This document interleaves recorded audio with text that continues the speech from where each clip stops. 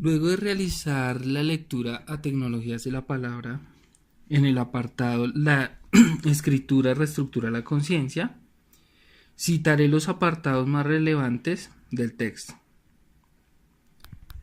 Sin la escritura el pensamiento escolarizado no podría pensar. La escritura ha creado un lenguaje libre de contextos.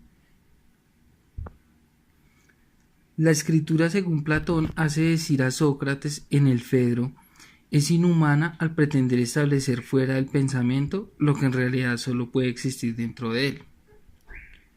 La escritura destruye la memoria, ya que debilita el pensamiento. Por ejemplo, las calculadoras quitan la función de pensar en las personas.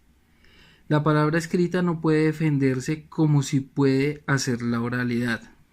La abundancia de libros debilita el pensamiento y por su consiguiente lo que hace la imprenta es tecnificar la palabra. La escritura alfabética necesita de tecnología para reproducirse, por ejemplo, de pinceles, pieles, cortezas de árboles. La escritura no es natural, la oralidad sí es natural, porque cualquier ser humano aprende a expresarse en su comunidad. El hecho de poner por escrito una lengua significa tecnificar y poner reglas gramaticales. Lo artificial es natural para el hombre, porque lo ayuda en su vida diaria. Por ejemplo, un violín es una herramienta que ayuda al hombre a reproducir un sonido. Un violinista puede producir un tecnificado. Antes solo se veían iconos e imágenes hechas por comunidades. Estas marcas que hace un individuo pueden llegar a convertirse en una huella.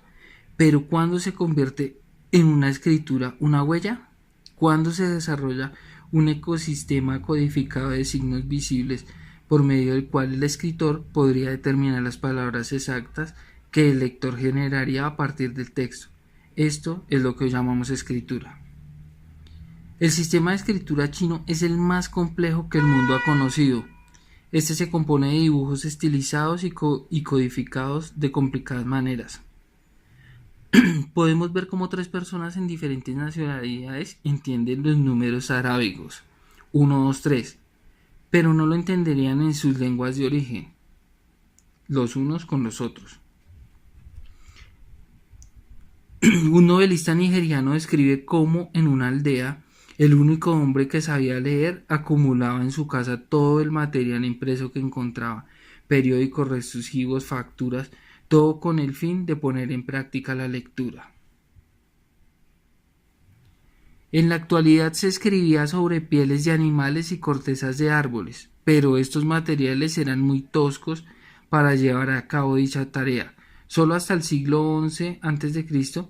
se inventó el papel en China, lo que hizo más fácil el grabado y la escritura. Hoy se cree que los escritos tienen mayor fuerza que las palabras, pero las culturas más antiguas que conocían la escritura no lo habían interiorizado de modo tan completo.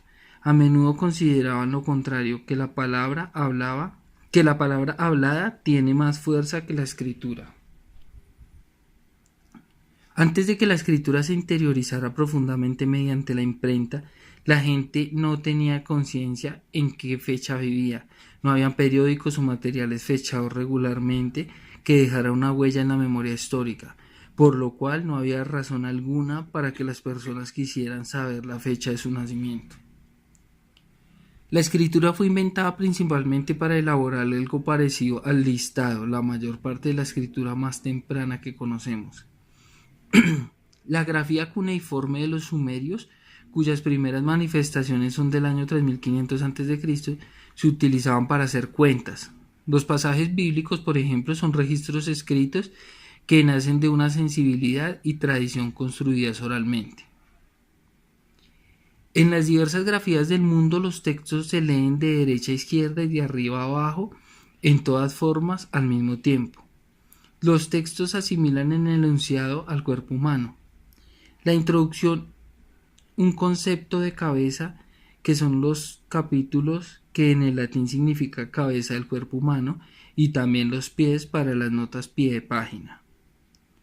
La palabra de un ambiente oral natural forma parte de un presente existente real en cambios. En cambio, las palabras en un texto se encuentran solas. El que compone el enunciado también se encuentra solo, por lo que la escritura es una operación solipsista. Para finalizar, nos queda la reflexión de que las palabras escritas pueden ser corregidas o borradas, pero en cambio la palabra pronunciada no posee forma de cambiarse o borrarse. Habiendo analizado este texto, podemos darnos cuenta de cómo, en cierta forma, la escritura llega a ser una manera tecnológica y podría asimilarse a lo que en estos tiempos, por ejemplo, significan las redes sociales y la computación para nosotros. En su época la escritura podía ser similar a estos medios que en la actualidad nosotros tenemos y podía ser condenada también de esta manera. Gracias.